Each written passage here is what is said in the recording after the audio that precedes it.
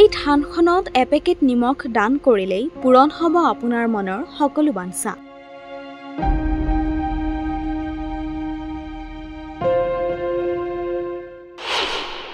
আপুনি যদি নিসন্তান, আপুনি যদি কিবা হেৰুৱা বস্তু পোৱা নাই, তেনেহলে আহক এই জাগ্ৰত থানখনলৈ।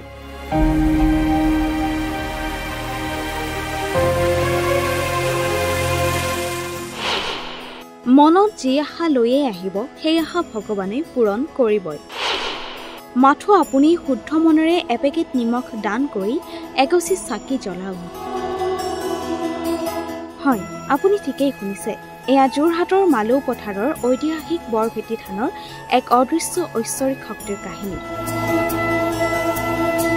আপুনি যদি নিসন্তান, আপোনাৰ যদি কিবা মূল্যৱান বস্তু হেৰাইছে, আপোনাৰ যদি কিবা গুৰুত্বপূৰ্ণ কাম সিদ্ধি হোৱা নাই, অথবা আপোনাৰ যদি কিবা কোৰ্ট কাছাৰীৰ সমাধান হোৱা নাই, তেনেহলে আহক ভগৱানৰ এই উপাসনাৰ স্থলীলৈ।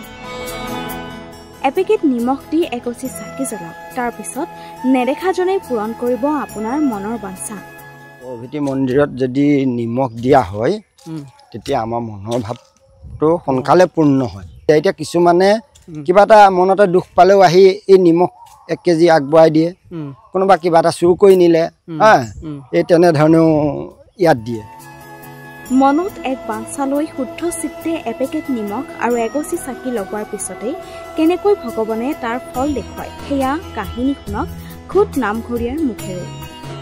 তাৰপৰা এবাৰ মই পাইছোঁ, এজন প্ৰায় আমাৰ বেছি দূৰৰ কাৰণে যোৰহাটৰ সঞ্জীৱনী বুলি কয়, 13জনী ছোৱালী একেলগে থাকে। সিহঁতি বেবী কাম কৰে, নাৰ্ছ। বেবী পইচা এটা এই তাৰ সিহঁতৰ থকা জেগাৰ পৰা পইচাটো হেৰাই গ'ল। তাৰপিছত তেওঁলোক কেইজনীয়ে ইয়ালৈ আহিলে, 9জনী ছোৱালী আহিছিল। মই আছোঁ, মোকে ক'লেহি আৰু আপুনি এনেকুৱা তেনেকুৱা। তেওঁলোকে শৰাই এখন লৈ আহিল, আহি মোকে ক'লে 9জনী আহিছে ছোৱালী। তাৰপিছত মই বন্তি প্ৰজ্বলন কৰিলোঁ, তাৰপিছত সেৱাভাগ ধৰি দিলোঁ। সেৱাভাগ ধৰি ক'লোঁ, তেওঁলোক 9জন বহিয়ে আছে। মই তেতিয়াই কৈছোঁ, তোমালোকক এটা কথা কৈছোঁ, তোমালোকে কৈছা 13জনী আছে, তোমালোক 9জনীহে আহিছা, আৰু বাকীকেইজনী অহা নাই। আৰু তোমালোকে তাত কৈ দিবা যে নামঘৰীয়া 7 দিন সময় দিছে, এই পইচাটো যদি আত্মসাৎ যিজনেই কৰিছে, তেজ বমি কৰি মৃত্যুমুখত পৰিব। 7 দিন, 7 দিনৰ ভিতৰত ওলাব লাগিব। 7 দিন পাৰ হ'লে তেওঁক কনচিডাৰ নকৰিব। তেওঁলোকৰ সেই কথাষাৰ মই কৈ পেলাই কৈ দিলোঁ। তাৰপাছত সিহঁতি আৰু ছোৱালীকেইজনী গুচি গ'ল। তাত আকৌ সিহঁতৰ ৰুমত এটাইকেইজনীকে কৈছে আৰু এটাইকেইজনী গোট খাই ল'বা, লৈ তোমালোকৰ ৰুমতে এটাইকেইজনী যিকেইজনী 13জনী আছে, 13জনীকে, এজনী নহাকৈ থাকিলে নহ'ব। সেই 13জনীৰ ভিতৰতে ক'বা যে এনেকুৱা এটা কাহিনী কৈছে, 7 দিনৰ কাৰণে আমাৰ পইচাটো আমি ভৰিব নালাগে, 7 দিনৰ পাছত ভৰিবলৈ কৈছে নামঘৰীয়াই। কিন্তু যিজনে নিব বা আমাৰ কোনোবা এজনে যদি নিছে, আমি দেখিবলৈ পাম তেওঁৰ তেজ বমি কৰি মৃত্যুমুখত পৰিব লাগিব।